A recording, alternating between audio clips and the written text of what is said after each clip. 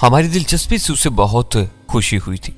कंदूर खान हमें कस्बे का बेशतर हिस्सा दिखाता हुआ जीप को सड़क पर ले आया, जो दरिया किनार के साफ शफाफ पानी के साथ साथ सफर करती हुई जलालाबाद से गुजरने वाली शाहराह से जा मिलती थी। कुछ देर बाद जीप एक सराय नुमा होटल के पास रोकती गई। साहिबान के नीचे बड़ी बड़ी चारपाइयों पर बैठे हुए लोगों ने चौंक कर जीप की तरफ देखा। फिर कंदूर खान पर नजर पड़ते ही ऐसे बन गए जैसे उन्होंने इधर देखा ही नहीं हो। मेरे लिए यह बात खासी दिलचस्प थी कि गालान के एक नीम वैशी कबायली से चिकासराय के लोग भी खौफ खाते थे। हम चारों जीप से उतरे तो हमें किसी की चुभती हुई नजरों का सामना नहीं करना पड़ा। होटल के साथ ही 22 नशिस्तों वाली एक चमकदार कोस्टर तैयार खड़ी हुई थी। मैंने अंदाजा लगाया कि हमें इसी नीली कोस्टर में रवाना होना था। इसकी कुशादगी का मतलब यह था कि एलन के कारवां की नफरी 20-22 अफराद के लगभग होनी चाहिए थी। कंदूर खान किसी बिगड़े हुए शहजादी की तरह अकड़ता हुआ होटल में दाखिल हो गया।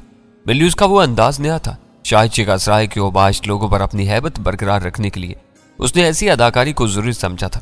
वो जिधर से गुजर रहा था लोग फिजा में हाथ उठा उठा कर उसे ताजीम दे रहे थे। टीन की ढलवान छत वाले उस होटल में दाखिल होने के बाद मैं उसकी सफाई सुथराई से मरऊब हुए बगैर नहीं रह सका। इस वसी हाल के 3 इतराफ में कैबिन नुमा कमरे बने हुए थे। बाकी जगह में 24 बेंचें और मेजें पड़ी हुई थी। हर मेज पर सफेद मेजपोश बहुत नुमाया और सुथरा लग रहा था। मेजपोश की हिफाजत के लिए हर मेज पर पूरे साइज का शिफाफ शीशा रखा गया था। होटल के काउंटर पर बैठा हुआ लहीम शहीम शख्स कंदूर खान को देखते ही अपनी जगह से उठ खड़ा हुआ। कंदूर खान नखूद से सर को जुम्बिश देता हुआ एक बंद कमरे की तरफ बढ़ गया। दरवाजे पर दस्तक के जवाब में अंदर से किसी ने आ जाइयो कहा और कंदूर खान दरवाजा खोलकर अंदर चला गया। मेरा ख्याल था कि वो कमरा बहुत मुख्तसर होगा और हम पांचों इसमें नहीं समा सकेंगे, लेकिन अंदर पहुंचते ही मेरे उस ख्याल की तरदीद होगी। चौड़ाई के मुकाबले में उस कमरे की गहराई 3 गुना से भी ज्यादा थी। उसके इंतहाई अंदरूनी सिरे पर 2 मुतवाजी बिस्तर लगे हुए थे। इनसे पहले दीवारों के साथ कई 24 बेंचें पड़ी हुई थी। बिस्तर पर सुर्ख टी शर्ट और खाकी निकर में मलबूस एक मानिक सफेद फाहम बैठा हुआ था। हेलो कांडूज खान, वो ऐनक की शफाफ अज्सों के पीछे अपनी नीली आंखों को नचाते हुए बोला, ये तुम लोग का पैसेंजर है? Very good. फिर उसकी नजरें बारी बारी हमारा जायजा लेने लगी। वीराओ गजाला को देखते ही वो चौंक पड़ा और अपने सर को मुतासफाना अंदाज में हिलाते हुए बोला, ओह ये तो लेडीज है, तुमने हमको ये ना ही बोला। लेडी लोग का $400 होगा। इस वक्त तक मैं उस गोरी की उर्दू तानी और बिगड़े हुए तलफ्फुज से महजूज हो रहा था, लेकिन औरतों के बारे में उसका तबसरा सुनकर मैं चौंक पड़ा। वो भला का लालची और मक्कार मालूम हो रहा था। क्यों? कंदूर खान बिगड़ कर बोला, औरत और मर्द से क्या फर्क पड़ता है, वो माई बॉय है। वो गहरा सांस लेकर बोला, लेडी लोग का परेशानी ज्यादा होता, किराया भी डबल होता, तुम ना ही मानता, दूसरा कोस्टर ले लो, जीप ले लो। कंदूर खान ने बिपर कर उसकी बात पूरी नहीं होने थी और बोला, देखो एलन खान, तुम हरामी है तो मैं तुमसे बड़ा हरामी हूं। औरतों को देखकर तुमने फैलने की कोशिश की तो तुम्हारी कोस्टर कयामत तक जलालाबाद नहीं पहुंच सकेगी। मैं तुम्हें किनार के ठंडे और शफाफ पानी में गर्क कर दूंगा। तो मुझे अच्छी तरह जानते हो। जानता है। वो दोनों हाथ उठाकर खौफजदा अंदाज में पीछे से रखते हुए बोला, हम चिकासराय बिजनेस करने आया, लड़ाई ना ही करेगा। तुम हमारा ब्लड प्रेशर अप ना ही करो। अभी तुम पिस्टल निकाल कर बोलेगा, ये फ्री पैसेंजर है। नो मिस्टर कांडूर खान, हम यह ना ही होने मांगता। मैं तुमको धोस नहीं दे रहा। कंदूर खान दांत पीसते हो रहा है। और तभी एक सीट लेती हैं। मैं तुमको $400 किस बात के दूं? यहाँ का ज्यादा से ज्यादा रेट $100 है। तुमने 200 मांगे। तुम किराए के ब्लैक कर रहे हो। मैंने इस पर एक लफ्ज नहीं कहा। अब तुम मेरी नरमी से जरूरत से ज्यादा फायदा उठाना चाहते हो तो ये नहीं हो सकेगा। तुम जुबान देकर नहीं फिर सकते। मैं तुम्हारा बेड़ा गर्क कर दूंगा। लड़ाई ना ही, $300 पर खत्म करो। Business is business. मैं 200 से 1 पैसा ज्यादा नहीं दूंगा। कंदूर खान अड़ गया। लोगों को मेरे और तुम्हारे झगड़े का इल्म हो गया तो तुम्हारी कोस्टर के सारे मुसाफिर जाने से इनकार कर देंगे। वो जानते हैं कि इस इलाके में कंदूर खान से झगड़े का क्या मतलब होता है। तुम एक पैसे का बिजनेस नहीं कर सकोगे। या बैठे अपना अंगूठा चूसते रहोगे। एलन ने शहादत की उंगली से अपने सीने पर क्रॉस बनाकर बढ़ाई हुई आवाज में कहा, हम ब्लैक करता, तुम ब्लैक मेलिंग करता है। क्राइसिस्ट तुमको देखेगा। तुम हमारा बिजनेस ना ही मार सकता। अभी जल्दी $800 निकालो। कंदूर खान ने अपनी जेब से रबर बैंड में लिपटे हुए डॉलर निकालकर हकारत से उसकी गोद में फेंक दिए और मेरी तरफ मुड़कर बोला, इसे 300 और दे दो। दिमाग दुरुस्त हो गया साले का। Language please. Elon rubber band हटाकर डॉलर गिनते गिनते रहा। जेंटलमैन गाली ना डेटा, तुम कंदूर खान का मुंह ना लगो, ये पक्का कुतिया का पिल्ला है। अचानक वीरा अंग्रेजी में बोल पड़ी। एलन का मुंह हैरत से खुल गया और आंखें कुशादा होगी। ओह गुड लॉर्ड, तो तुम अपनी ही तरफ की मालूम होती हो। मैं अब तक तुम्हें मकामी समझ रहा था। चलो मेरा हिसाब पूरा हो गया, मैं समझूंगा कि तुमको मुफ्त में ले जा रहा हूँ। दूसरी लड़की के पूरे 400 वसूल किए हैं। ये कांडूज खान भी क्या याद करेगा कि किससे पाला पड़ा था। उसने नहायत मुसरत के साथ अंग्रेजी ही में कहा और बकिया $300 के लिए मेरी तरफ हाथ फैला दिया। ये क्या गिटमिट हो रही है? कंदूर खान ने वीरा को घूरते हुए पूछा। कुछ नहीं, इसे समझा रही थी कि बिला वजह तुमसे ना उलझे वरना खसारे में रहेगा। वो संजीदगी से बोली। और ये क्या कह रहा था? कंदूर खान का लहजा इस्तबा हमेश था। दिल ही दिल में तुमसे डर रहा है, मगर ज्यादा से ज्यादा पैसे बटोरने के चक्कर में उलझ रहा था। एलन ऐसा बना रहा जैसे उसने वीरा की बात सुनी ही नहीं हो। मेरे दिए हुए डॉलर गिनने के बाद उसने पूरी रकम अपने नीकर के बेल्ट में अंदर की तरफ बनी हुई जेब में उड़स ली। आउट। डॉलर संभालने के बाद उसने अपने कमरे के अकलौते दरवाजे की तरफ इशारा करते हुए कहा, थोड़ी देर में दूसरे मुसाफिर आने लगेंगे और निशिस्तों का झगड़ा चल पड़ेगा। तुम लोग अभी से अपनी जगह पसंद करके इन पर कब्जा कर लो, बाद में मैं तुम्हारे लिए कुछ नहीं कर सकूंगा। उसने बिगड़े हुए तलफ्फुज के साथ टूटी फूटी उर्दू में अपना माफिल ज़मीर पूरी तरह वाजे कर दिया था। उर्दू जुबान पर उसकी गिरफ्त खासी माकूल थी। कंदूर खान दरवाजे की तरफ जाते जाते एक बार फिर पलट पड़ा और एलन खान को घूरते हुए तलखी से बोला, किराए में रास्ते के सारे अखराजात शामिल हैं। तुम टोल टैक्स या चेक पोस्ट वालों को रिश्वत देने के बहाने इनसे एक पैसा भी नहीं ठोके। तुमने ऐसी कोई ज्यादती की तो वो 2-4 दिन से ज्यादा मुझसे पोशीदा नहीं रह सकेगी। मैं मार मार कर तुम्हारा प्लेथन निकाल दूंगा। ओके ओके, वो मुफहमाना मुस्कुराहट के साथ बोला। मैं सफर के लिए इनसे मजीद कोई रकम नहीं लूंगा, मगर इन्हें यह समझा देना कि रास्ते में कयाम और खाने पीने के अखराजात ये खुद अदा करेंगे। दूसरी बात यह है कि ये मेरे और दूसरे मुसाफिरों के मामलात में बिल्कुल दखल नहीं देंगे। तुम्हारे और दूसरे मुसाफिरों के मामलात? कंदूर खान ने इस्तेफामिया अंदाज में कहा। एलन के होंठों पर जमी हुई मकाराना मुस्कुराहट गहरी होगी। हाँ, तुम्हें मालूम है कि जो लोग यहाँ से गैर कानूनी तौर पर सरहद पार जाते हैं उनके क्या मफादात होते हैं। जो लोग बुरे वक्त में अपनी मदरलैंड से वफा नहीं करता वो किसी रायत या हमदर्दी का हकदार नहीं होता। मैं रास्ते में भी इनसे पैसे लूंगा। इन चारों को ऐसे किसी भी मौका पर गैर जानबदार रहना होगा। मैं दूसरों पर यह जाहिर करूंगा कि मैंने इनसे पैसे ले लिए। ये खुली खुली बेईमानी और बदअहदी है। कंदूर खान ने काटदार लहजा में कहा, किसी भी जिन्स या सहूलत का सौदा तय हो जाने के बाद हेर फेर करना जायज नहीं होता। तुम ऐसी हरकतें करके जहन्नुम मोल ले रहे हो। वो मोहतात अंदाज में हंस पड़ा और आहिस्तगी से बोला, तुम्हारे पास वक्त हो तो मैं इस बारे में अपने नजरिए की वजाहत भी करता चलूं। इस जरा सी बात पर कोई भी इंसाफ परस्त मुझे जहन्नुम में नहीं डाल सकता। और फिर होली क्राइस्ट का बाप तो सरापा इंसाफ है, वो मेरी गिरफ्त क्यों करेगा? सौदेबाजी हर एक का हक है। तुम कहना क्या चाहते हो? मैंने पहली बार गुफ्तगू में शरीक होते हुए सवाल किया। हम नहीं थे तो हमें मालूम नहीं था कि हम क्या होंगे। उसने गहरी संजीदगी इख्तियार करते हुए फलसफियाना लहजा में कहा, तो मेरी बात इस तरह समझ सकते हो कि हम अपनी मां के रहम में एक नुक्ते की तरह वजूद में आते हैं, तो हमें इससे पहले का कुछ इल्म नहीं होता है, ना हम आने वाली बातों के बारे में कुछ जानते। हम पैदा होते हैं तो हमें कुछ इल्म नहीं होता कि पैदा होने से पहले हम किन किन मराहिल से गुजरे हैं। हम पर जो भी दुख सुख नाजल होता है हम हंस खेल कर या रोते बसोरते हुए उसे झील लेते हैं, और वक्त आन पहुंचता है जब हमारी मोहलत खत्म हो जाती है। कज़ा के अजल हम पर झपकता है और पल भर में हम वजूद से अदम में चले जाते हैं। तीसरे दौर में जो हम पर गुजरेगी शायद हम उसे नौजता तकदीर कहकर किसी न किसी तरह गुजार ही लेंगे। हमें पैदा करने वाला अगर कहा रहे तो रहीम और करीम भी है। हमारा परवरदिगार हम पर हमारी ताकत और बर्दाश्त से ज्यादा मसाइब लात ही नहीं सकता। वो खालिक है और हम मखलूक। उसे मालूम है कि उसकी बनाई हुई कठपुतलियों में इतना दम खम है, वो इन पर बर्दाश्त से ज्यादा अजाब लात ही नहीं सकता। वो तो खालिक और बहुत बड़ी शय है। तुम सिर्फ माँ को देख लो, वो खालिक नहीं होती, मखलूक को इस दुनिया में लाने का बस एक वसीला होती है। वो 9 माह तक 9 मौलूद को अपने बदन में परवान चढ़ाती है। बाज बातों का पता ही नहीं चलता और कुछ बच्चे अपने विलादत से पहले अपनी माँ को 8-8 आंसू रुलाते थे। तुमने आज तक ये नहीं देखा होगा कि कोई माँ अपने 9 मौलूद बच्चे को सिर्फ इसलिए मारती और सजा देती हो कि वो उसकी कोख को अजियतनाक तरीकों से कुरेदता और खंगालता रहा है। मैं जो कुछ कह रहा हूं वो मेरी सरिश्त में दाखिल है। सरिश्त का इंतखाब मैंने खुद नहीं किया। कुदरत ने मुझे जैसा और जो कुछ बनाया मैं बन गया। फिर मुझे सजा क्यों देगा? आग से मुझे खौफ आता है। आग दूर की बात है, मैं मौसम की सख्ती भी बर्दाश्त नहीं कर सकता। ये मेरा यकीन है कि जो सजा मेरी बर्दाश्त से बाहर है वो मुझे नहीं दी जाएगी, इसलिए मैं जहन्नुम से महफूज रहूंगा। तुम पर खुदा की लानत हो। कंदूर खान उसकी शिकस्ता उर्दू सुनने के बाद दांत पीसते हुए बोला, मेरी बात लिख कर रख लो कि तुम जैसे पापियों और मुनकरों का ठिकाना जहन्नुम के अलावा कहीं नहीं होगा। तुम्हारी सरिश्त कुदरत ने नहीं बनाई है, ये तुम्हारे करतूतों का नतीजा है और तुम इसकी सजा भुगत कर रहोगे।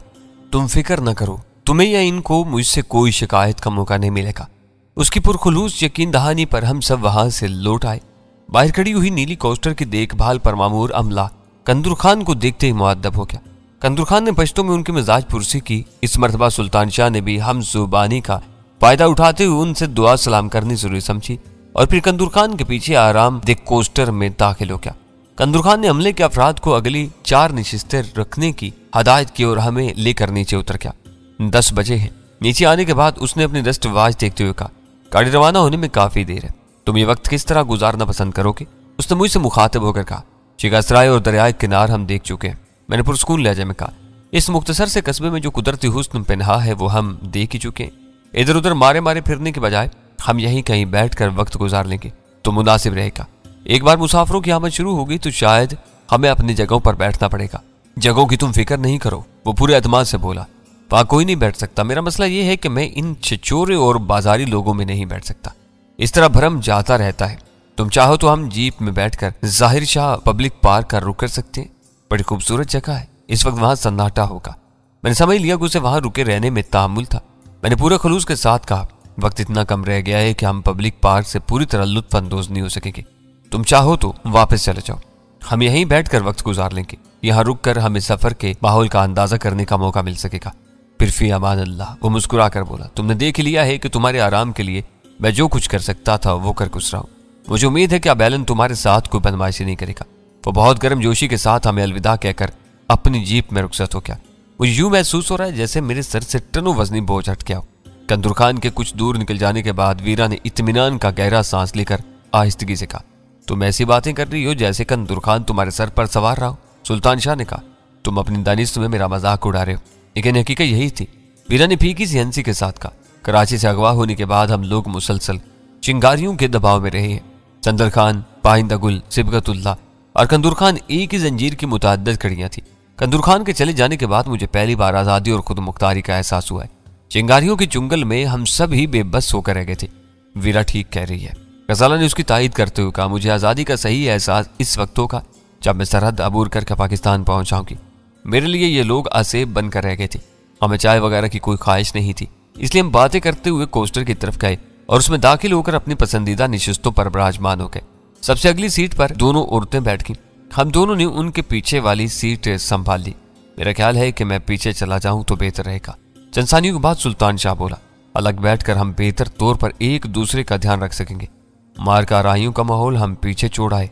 यहाँ हमें किसी से कोई खतरा नहीं होगा। एक साथ ही रहो। तुम्हारी खाली की हुई जगह पर कोई बेढब आदमी आ बैठा तो सारा सफर कोफ्त में गुजरेगा। एलन दिलचस्प आदमी मालूम होता है। गजाला ने ख्याल जाहिर किया। पीरा ने अंग्रेजी में कंदूर खान की बुराई करके उसका दिल मोह लिया। इससे गपशप शुरू हो गई तो सफर अच्छा गुजरेगा। वो मुझसे जरूर करीब होने की कोशिश करेगा। वीरा हंस कर बोली, वो बातूनी होने के साथ साथ बला का मक्कार भी है। पता नहीं उसका दूसरा साथी कौन है, वो कहीं नजर नहीं आया। इसे टटोलने की कोशिश करना कि वो किस चक्कर में पाकिस्तान जा रहा है। मैंने कहा, मेरा ख्याल है तुम तीनों अंग्रेजी से वाकिफ बने रहो तो वो मुझसे ज्यादा आजादी के साथ बात कर सकेगा। वो बज़ाहिर आजाद ख्याल बन रहा था, लेकिन वो नस्ली ताअस्सुब में मुब्तला मालूम होता है। जैसा चाहो कह देना, इससे हमारी सेहत पर कोई फर्क नहीं पड़ेगा। फिर कोस्टर में मुसाफिरों की आमद का सिलसिला शुरू हुआ। इस वक्त तक मैं समझ रहा था कि जंग से मुतासरा या जराइम पेशा मकामी हमारे हम सफर होंगे, लेकिन इब्तदा ही में मेरे उस ख्याल की तरदीद होगी। पहली खेप में 4 मुतमव्विल अफगान आए थे। उनकी कार कोस्टर के करीब आकर रुकी थी। कार से उतरकर कोस्टर में सवार होने वालों में 2 मर्द, एक बापर्दा औरत और एक लड़का शामिल था। दोनों मर्द सुर्ख सफेद और साफ सुथरे कीमती लिबास में मलबूस थे। ढीले ढाले बुरका में लिपटी हुई औरत को देखना मुमकिन नहीं था, लेकिन बुरका का फैलाव उस औरत की भारी जिसामत का इजहार कर रहा था। उनके तौर तरीकों से जाहिर हो रहा था कि उनका ताल्लुक चिकासराय के बाअसर तबके से था। अगली नशिस्तों पर हमें काबिज देखकर वो खामोशी से पीछे चले गए। बाद में आने वालों में कोई भी गिरा पड़ा शख्स नजर नहीं आया। एक जाहिर सी बात जो मुझे पहले ही समझ लेनी चाहिए थी वो ये थी कि इस इलाके से निकाल ले जाने के लिए डॉलरों की सूरत में रकम वसूल की जा रही थी। इसकी अदायगी हर कस्सो नाकस के बस की बात नहीं थी। कंदूर खान ने चिकासराय में डॉलरों के काल की जो सूरत हाल बताई थी उसमें वही लोग ज़र मुबादला हासिल कर सकते थे जो बाहसियत होने के साथ साथ बारसूख भी होंगे। मेरे लिए ये बात बायसे इत्मीनान थी कि इस तवील सफर में गंदे लोगों के बजाय साफ सुथरे मुअज्जिजीन हमारे हम सफरों के। लेकिन वही बात वीरा के लिए कदरे परेशान कुन साबित हुई। अगर कोस्टर में आम तबके के जाहिल लोग सवार होते तो वो सब ही अंग्रेजी से नाबलद होती और पूरी आजादी के साथ एलन के साथ अंग्रेजी में गुफ्तगू शनीद करती रहती। कोस्टर में सवार होने वाले नस्तालीक अफगानों में कई ऐसे तालीम याफ्ता चेहरे भी नजर आ रहे थे जो अंग्रेजी से पूरी तरह वाकिफ हो सकते थे। ठीक 11 बजे कोस्टर का इंजन चला दिया गया। सर्द मौसम में रवानगी से पहले इंजन को रवां करना शायद पेशावर अफगान ड्राइवरों की आदत में शामिल था। इंजन चलने के बाद एलन भी आ गया। उसके जिस्म पर बेहुदा लिबास था जो हम पहले ही देख चुके थे। अलबत्ता उसके दराज का साथी के बदन पर मकामियों जैसी कमीज शलवार नजर आ रही थी। वो इस्तखानी चेहरे और सर्द आंखों की वजह से खासा खतरनाक नजर आ रहा था। एलन ने दरवाजे के करीब रुककर मुसाफिरों की गिनती की और मुतमईन होकर दरवाजा बंद कर दिया। कलिंदर ने उन दोनों के लिए आगे ही नशिस्तें रोकी हुई थी। उनके बैठते ही कोस्टर आहिस्ता आहिस्ता पीछे रेंगने लगी। बाज मुसाफिरों को रुखसत करने के लिए आए लोग बाहर से पुरजोश अंदाज में हाथ हिला हिलाकर दुआया कलमात अदा करने लगे। ये बात मुझे सुल्तान शाह से मालूम हुई क्योंकि मैं पश्तो से नवाकिफ था। गाड़ी चल पड़ी है, लेकिन इस बार फिर कोई नकारा गूंज उठा तो क्या होगा। गजाला ने मुड़कर मुसरत और जोश से लबरेज लहजे में कहा, कुछ भी नहीं, क्योंकि अब हम कंदूर खान के रहमो करम पर देंगे। सुल्तान शाह के पास जवाब तैयार था। सब ने मिलकर एक कहका लगाया और फिर खामोशी छाकी। कोस्टर सड़क पर आने के बाद किसी मस्त कराम शेरनी की तरह गुर्राती हुई आगे चल दी थी। वो होटल और बस स्टैंड शाह चिगासराय के आखिरी सिरे पर वाक़ था, क्योंकि कोस्टर चंद लम्हों में ही आबादी से बाहर आ गई। हमारे दोनों तरफ सब्जा फैला हुआ था। बाएं किनारे पर कहीं कहीं नशीब में दरिया किनार के पानी की झलक नजर आ रही थी। हेलो, एक बार निगाहें चार होते ही एलन वीरा को मुखातिब कर बैठा। मुझे खुशी है कि तुम्हें अपने तुंद को बल्कि खूनी मेजबान से निजात मिल गई। इस नफंगे से यहाँ का हर शरीफ आदमी थराता है। गनीमत है कि तुमने ये तबसरा अंग्रेजी में किया है। उर्दू में यही बात कही होती तो मेरे तीनों साथी बिफर गए होते। ये जंगली के हुस्न इखलाक के गर्विता है और उसकी बुराई नहीं सुन सकेंगे। तो क्या ये सब अंग्रेजी से पैदल है? एलन का लहजा तहय्युर ज़दा था। खुशकिस्मती से ऐसा ही है, वीरा ने मुस्कुरा कर कहा। उर्दू में कंदूर खान को बुरा भला न कह बैठना। हाउ स्वीट, वो वालियाना मुस्कुराहट के साथ बोला। मैं तुम्हारे समदर्दाना मशवरे को याद रखूंगा। ये बताओ कि तुम इन कालों में कैसे फंस गई हो? तुम्हारी उर्दू भी बहुत अच्छी है। बिजनेस के लिए सब कुछ बर्दाश्त करना पड़ता है। वीरा उसकी हौसला अफजाई करते हुए बोली। बिजनेस? वो अपनी कोनियां घुटनों पर टिकाकर मुतजस्सिस अंदाज में आगे झुकाया और धीमी आवाज बोला, कैसा बिजनेस? कंदूर खान वैसे तो पारसा बना फिरता है, लेकिन सब जानते हैं कि शिंगारा वैली अफीम और हेरोइन की पैदावार का गढ़ है। क्या तुम उससे हेरोइन खरीदती हो? तुम अपनी मर्जी का नताइज अखज कर सकती हो। मैं इस बारे में ज्यादा लब कुशाई नहीं कर सकती। तुम यहाँ रहकर क्या करते हो? मालूम होता है कि यहाँ वालों से तुम्हारी पुरानी जान पहचान है। वीरा ने बहुत खूबसूरती के साथ उसका सवाल टालकर उसे अपनी जवाबी गिरफ्त में ले लिया। मेरा मामला भी कुछ ऐसा ही समझो। वो मकाराना हंसी के साथ बोला। खुलकर बात नहीं कर सकता? क्या यह मुमकिन नहीं कि मैं तुम्हारे साथ वाली लड़की से सीट बदल लूं? ये गजब की खूबसूरत है। मर्दाना कपड़ों ने इसकी सनाना कशिश को चार चांद लगाती हैं। पीटर इसके साथ बैठकर खुशी महसूस करेगा। मैं तिलमिलाकर ख्वाह खांसने लगा। वीरा बुखलाकर बोली, तुम्हें अफगानों के इज्जत और गैरत के तसव्वुर का बखूबी अंदाजा होगा। अपनी औरतों की हिफाजत के सिलसिले में पाकिस्तानी इनसे भी दो हाथ आगे हैं। किसी ने भी इस लड़की से छेड़छाड़ की कोशिश की तो खतरनाक हंगामा खड़ा जाएगा। तुम फिक्र नहीं करो। ऐसे मौके पर हम लोग मकामी जुबान से अपनी सरसरी वाकफियत की आड़ लेकर बचाते। तुम इसे मेरी जगह बैठने पर आमादा कर लो। मैं तुमसे मजीद बातें करना चाहता हूँ।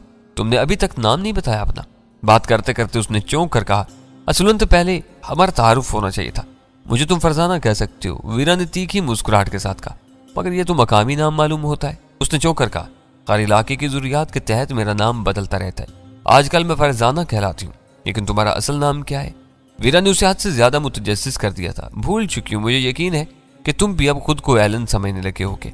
मैं शर्त लगा सकती हूँ कि तुम्हारा असल नाम नहीं होगा।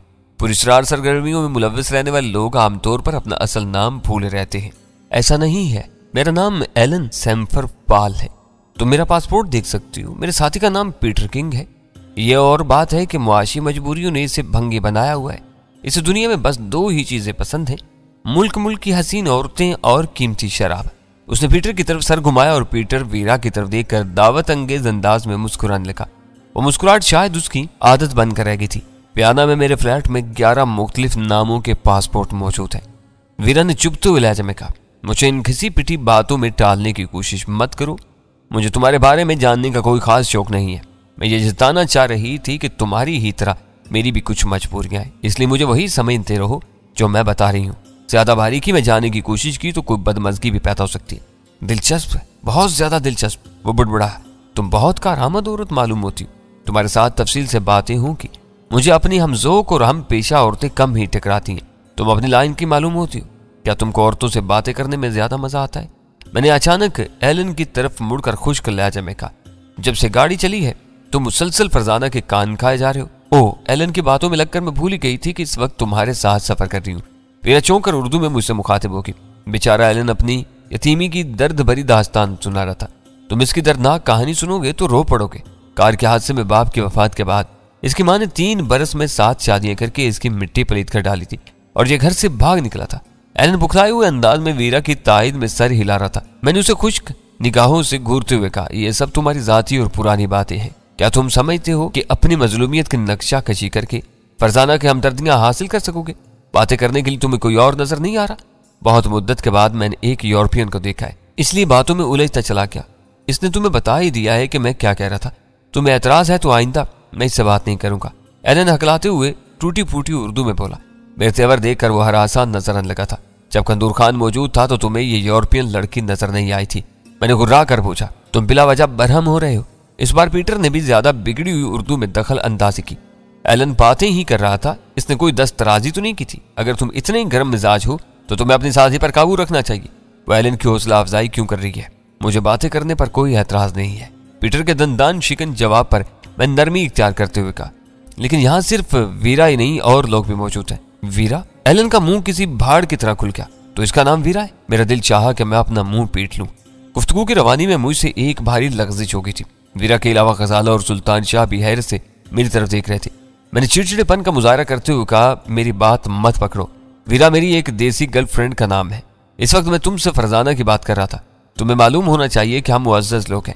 मशरकी तहजीब में यह बात सख्त मायूब समझी जाती है कि किसी को मखलूत महफिल में एक मर्द दूसरे मर्दों को नजरअंदाज करके किसी और से बातें करता रहे। तुम्हें अंदाजा नहीं कि चिगासराय में उर्दू बोल बोल कर मेरी जुबान का क्या हशर हुआ है। मेरी बात अधूरी रह गई। एलन अपनी सीट से उठते हुए बोला, यहाँ के अजड लोगों को उर्दू में भी अपना मतलब समझाना मुहाल है। वीरा या फरजाना से अंग्रेजी में बातें करके मुझे दिली मुसर्रत हासिल हो रही थी, वरना मुझे क्या जरूरत थी कि मैं एक अजनबी औरत को अपनी माँ और उसके 8 शौहरों के बारे में बताता फिरूं। तुमसे मुखातिब न होने की वजह यह थी कि तुम तीनों अंग्रेजी में कोरे हो। तुमसे बातें करने के लिए मुझे ज्यादा हल्क और जबड़ों पर जोर डालना पड़ता है। मुझे तुमसे हमदर्दी है कि तुम 8 बापों के अकलौते फर्जंद रहे हो। मैं नहायत संजीदगी से उसे घिसते हुए कहा, तुम फरजाना से बात कर सकती हो, लेकिन यह जरूर याद रखना कि वो अकेली सफर नहीं कर रही। हम तीनों भी इसके हम सफर है।